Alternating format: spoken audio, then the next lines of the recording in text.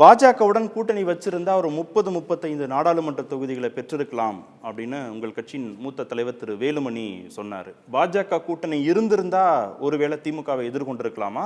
வரக்கூடிய நாட்கள்லையும் பாஜக கூட்டணி அதிமுகவுக்கு தேவைப்படுதா? வேலுமணி அவர்கள் கூறிய கருத்து அவருடைய சொந்த கருத்து, கட்சியினுடைய கருத்து அல்ல. முக்கியமாக நான் சொல்ல விரும்புவது, 5 மாநிலங்களில் வடபுலத்திலே கூட்டு வைத்தார்கள் பிஜேபி மற்ற கட்சிகளோடு. கூட்டு வைத்த கட்சிகளை புறமுதுகிலே குத்தி பொய் வழக்குகளை அவர்கள் மீது போட்டு சூழ்ச்சிகளை செய்து கைது செய்து ஆட்சி கட்டிலேயே நட்பு கட்சிகள் ஆண்ட 5 மாநிலத்தை தங்கள் கைவசம் கொண்டு வந்தார்கள்.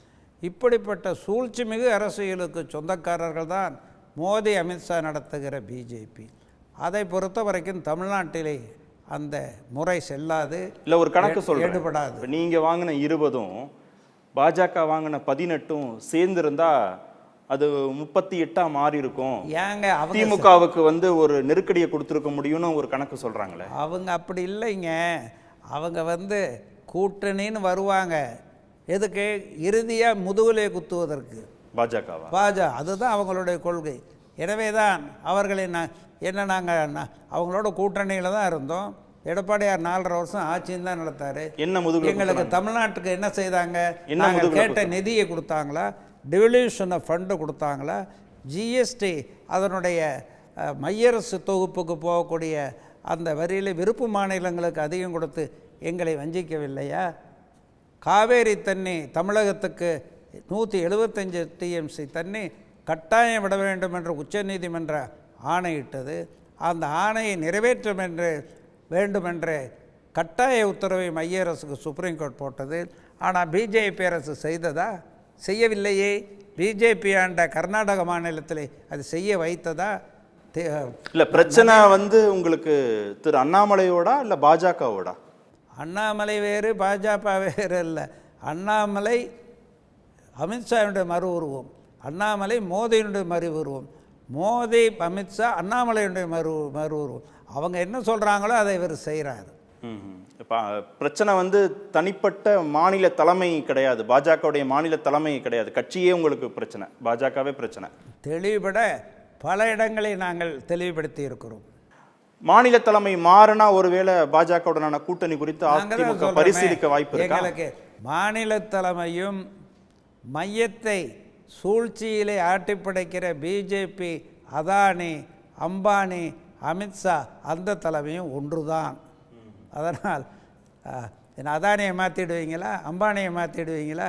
அது மாதிரி தான். மோடியை மாற்ற முடியுமா?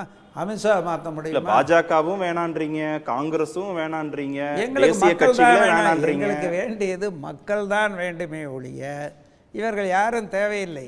இவர்கள் ரவுடித்தனம் இனிமே தமிழ்நாட்டில் செல்லாது. இவர்களுடைய வன்முறை இனிமே தமிழ்நாட்டில் செல்லாது. திமுக வன்முறையும் செல்லாது, பிஜேபி சூழ்ச்சி அந்த வன்முறைகளும் செல்லாது. தவிடுபடியாக்கி எடப்பாடியார் 26 ஆட்சி கட்டிலுக்கு ஜனநாயக ரீதியிலே வருவார். இல்லை, பலமான கூட்டணி இல்லாமல் எப்படி நீங்க சொல்றது சாத்தியமா? கூட்டணி தேவையே இல்லை அதிமுகவுக்கா. கட்டாயம் அம்மா இந்த மோதியா இந்த லேடியான்னு சொல்லி அம்மா தனித்து நின்று ஆட்சி கட்டிலை பிடிக்கவில்லையா? 37-38 எம்பிங்களை வாங்கவில்லையா? மக்கள் எல்லாம் முடிவு பண்ணுறாங்க. கூட்டணியாக முடிவு பண்ணது இல்லை. நீங்கள் கடைசி நிமிஷம் வரைக்கும் பாமகவுடன் கூட்டணின்னு பேச்சுவார்த்தை நடத்திட்டே இருக்கிறீங்க. திரு சி.வி. சண்முகம் 3 முறைக்கு மேலே போய் எங்கள் பேச்சுவார்த்தை நடத்துகிறாரு. அப்போ பாமகவை உள்ளே கொண்டுட்டு வரணும் அப்படின்ற எண்ணம் அதிமுகவுக்கு இருப்பதாக புரிந்து கொள்ள முடிகிறது. ஆனால் நேர்காணல்களில் எங்களுக்கு கூட்டணி தேவையில்லை, நாங்கள் தனித்த பலத்தோடு இருக்கிறோம் அப்படின்னு சொல்கிறது முரண்பாடாக இருக்கே. முரண்பாடே இல்லை. பாமக இல்லாமலே நாங்கள் தேர்தலை சந்தித்திருக்கிறோம்.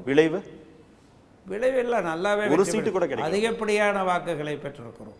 பாமக இல்லாமலே இல்லை, ஒரு சீட்டு கூட கன்வெர்ட் ஆகலையே உங்களுக்கு, வெற்றியாக கன்வெர்ட் ஆகலை. எந்த தேர்தலில்? நாடாளுமன்ற தேர்தலில். நாடாளுமன்ற தேர்தலுக்கு தான் என்ன காரணம்னு இவ்வளோ தூரம் நான் அடிக்கடிக்க சொல்லிட்டேன்ல. சட்டமன்ற தேர்தலையும் இதே எலெக்ஷன் கமிஷன் தான் நடத்த போகுது. பன்றியுடன் சேர்ந்த பசுவும் என்ன நிலை என்பது தெரியும். அதுபோல் வன்முறை, பணபலம், ரவுடித்தனம், வாக்கு எந்திரத்தில் கோளாறு ஆகிய பலவற்றை வைத்திருக்கிற அந்த பிஜேபியோடு பாமக சேருகிற போது என்ன சென்று சொல்ல வேண்டும்? எனவே அதை பற்றி நான் வேறொன்றும் சொல்ல விரும்பல. இல்லை சீச்சி, இந்த பழம் புளிக்கும்னு சொல்கிற மாதிரி தான் எனக்கு தோணுது. நீங்கள் வரல, அதனால் நாங்கள் உங்கள் மேலே சேற்றை வாரி பூசுகிறோம்னு சொல்கிற மாதிரி தெரியுது பாமக. அவங்க வந்து தனித்து நின்னாங்க. எத்தனை இடத்துல ஜெயிச்சாங்க பாமக? பாமகவுக்கு அந்த ஜாதி ஓட்டு மட்டும் அங்கங்கே விழும். இல்லை, பாமகவுக்காக அதிமுக விக்கிரவாண்டி இடைத்தேர்தலை விட்டு கொடுத்துருச்சு. 2026 சட்டமன்ற தேர்தலில் பாமகவை கூட்டணிக்குள்ளே கொண்டுட்டு வரணும்னு ஒரு எண்ணம் இருக்குது, அதனால் பாமகவுக்கு ஒரு சகாயம் பண்ணுது அப்படின்னு இப்போ குற்றச்சாட்டு இருக்குது. விக்கிரவாண்டி இடைத்தேர்தலை நீங்கள் போட்டியிடாத கற்பனைகள் இருக்குது. அந்த கற்பனைகளுக்கெல்லாம் நான் பதில் சொல்ல வேண்டியதில்லை. இல்லை, பாமக வந்து அங்கே 2ஆம் இடம் வந்துருமே, அது அதிமுகவுக்கு பலவீனம் இல்லையா? என்டிஏ கூட்டணி 2ஆம் இடம் வருமே, அது அதிமுகவுக்கு பலவீனம் இல்லையா? அப்படி 2ஆம் இடம் வரும் என்று கூறுவது ஊடகங்கள். மக்கள் அப்படி கூறவில்லை, நாங்கள் கூறவில்லை. நாங்கள் முதலிடத்தில் வந்து ஆட்சியை பிடிப்போம். முதலிடத்துல திமுக இருக்கு, 2ஆம் இடத்துல என்டிஏ கூட்டணி போட்டியிடுறாங்க. 26 இருக்காது, சீமான் போட்டியிடுறாரு. இருக்குங்க. திமுக செல்லா காசாக இல்லாத நிலையை 26 தேர்தல் உருவாக்கும். காலம் பாருங்க, வெயிட் பண்ணுங்க, காலத்தின் கட்டாயம். சீமானோ தம்பி விஜயோ அவர்கள் அரசியலுக்கு வருகிற காரணத்தால் அதிமுகவுக்கு கிஞ்சித்தும் தொல்லை இல்லை, ஆபத்து இல்லை. அவங்களுடைய வாக்கு சதவீதம் வந்து அதிமுகவுடைய வாக்கு சதவீதம் தானே. பாஜக கூட்டணிக்கு போயிருக்கிற வாக்கோ சீமானுக்கு போயிருக்கிற வாக்கோ அதிமுகவுடைய குறைந்த வாக்கு சதவீதம் தானே அங்கே கூடியிருக்கு.